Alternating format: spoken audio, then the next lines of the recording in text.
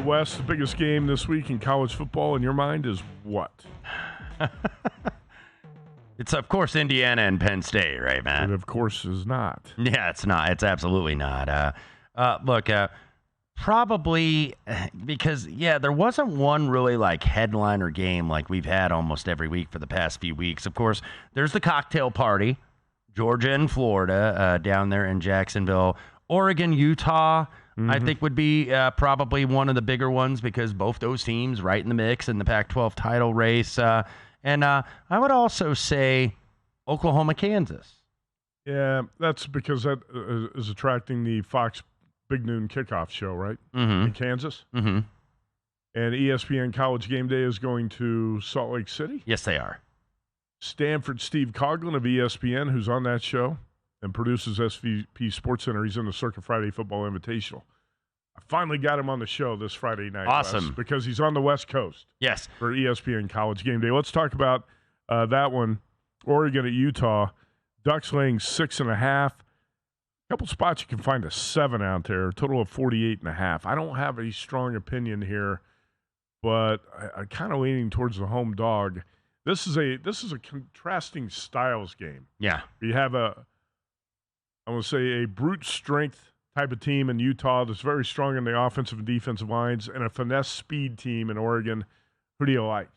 Yeah, I mean, I know on the surface this is a lot of points to give Utah at Rice-Eccles, where I think that they're a much better team. Now, this is a tougher matchup, though. I thought last week was going to be tough for Utah because it's like, okay, if USC just gets a couple stops, then they're going to run away and hide in this game, and they didn't get enough of those stops. And Oregon is a team that can. Mm-hmm. Oregon is a top 10 national defense so far this year. I mean, you obviously got to account for the schedule and that, there's a few easy teams, at least on that schedule. But I think that the Ducks, they can get stops, and they can get you off the field 3 and out. More than likely, I don't know if it's been officially announced, but it sounded like Cam Rising was probably going to redshirt this year. At least they're kind of right on that borderline. There's no sense in him coming back. No, I don't think so either. Come back for his 8th year. Yeah, exactly. I think Utah. Look, despite what we saw last week against USC, this is an offense that does struggle to score. And against an Oregon defense, and I know people think Oregon's like tempo, and they certainly still can be, but this is a good Utah defense as well. I don't mind the under here at under 49. I don't really want to bet Utah, even though the number is kind of telling me to because they're at home, but I think Oregon is the better team. I think this is a step up for Utah after facing a pretty permissible USC defense, so it'd be under nothing for me here. Yeah, I'm having a hard time with this one because I like to play home dogs. I like Kyle Whittingham a lot. I love the offensive and defensive lines at Utah, but I'm concerned about the speed of the Oregon offense. Because Oregon's got speed, but they're not the finesse Oregon of the past. Well, Dan Lanning's made them a little bit more physical team. Right. Especially on defense. The Ducks' defense is more physical than it's been in the past. Remember how bad that secondary was like the last couple years? It is not bad now. There's another thing, Wes, about that is that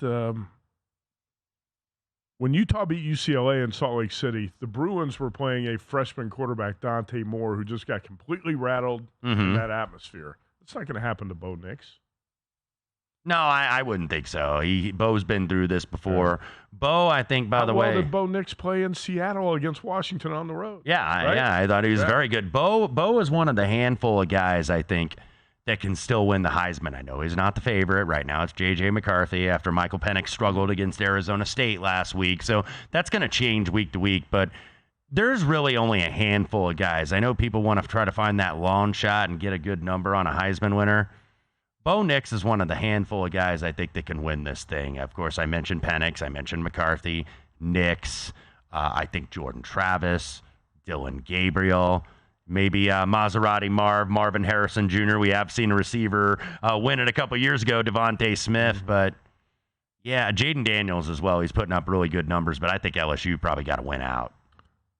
What's really ironic is Caleb Williams, who was a favorite and the winner last year, is not even on that graphic right now. Out of the discussion We're going into week 9 of college football, and Caleb Williams, last year's Heisman winner, not even in the discussion now to win it this year. Yeah, I think, look, there are commentators saying, oh, we can't win the Heisman now, sit out. I'm like, well, you still won a Pac-12 title, and, you are at least a Heisman Trophy winner forever already. But, yeah, I think with the 2 losses, Caleb Williams certainly is out of it. And well, it's not just the 2 losses. He threw 3 interceptions in the first half at Notre Dame. Mm-hmm. That was a major setback. Drake May is another guy that's out of it after you lose as a 24. If you lose as a 24-point favorite to Virginia, that's very much a rebuilding program. He was not having a great years anyway.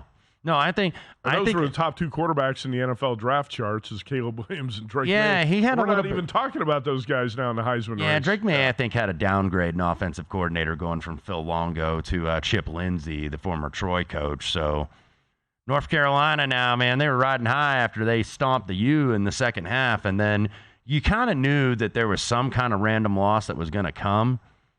I didn't know it was going to be against UVA, though, last week. That was bad. All right, if Oregon-Utah is not the biggest game, Georgia-Florida might be. Bulldogs come off a bye, 14.5-point favorites in Jacksonville. And right now you can grab 15 at the South Point if you like the dog. If you like Sunbelt Billy and the Gators. Total of 47.5. I do not want to bet Billy Napier in this game, but I got a sneaking feeling that the Florida Gators are going to hang in this one against Georgia. Brock Bowers, star tight end, is out for Georgia. That's really going to impact the offense. And I have not been that impressed by this Georgia team anyway. No, I haven't either. And they've covered one game. That was the one that I bet a couple weeks ago where they laid out Kentucky. They were kind of due, I think, to lay somebody out, and they certainly did. And that got them interested because Georgia's played a bunch of teams that they were clearly better than and weren't interested. We saw that at Vanderbilt a couple weeks ago. Now you get Florida. This is a rivalry game. But all of a sudden, Georgia, even though they're going to be favored substantially in all these games, schedule getting a little tougher now, not only with the Gators, but Missouri, ranked 16th in the country right now, comes to Stanford Stadium between the hedges, as does Ole Miss the following week, number 12 in the country. And then they got to go to Tennessee before they get Georgia Tech in the season finale. But Georgia, you wonder, Matt, if they're primed to get beat here in the next couple weeks, because they have not been impressive. Watch out for Missouri. Yeah, absolutely. Missouri can score. Team that's hot. Missouri is just going to be a dangerous game, I think, for Georgia. I think Florida could be a dangerous game. Hey, I watched the Bulldogs on the road at Auburn on September 30th.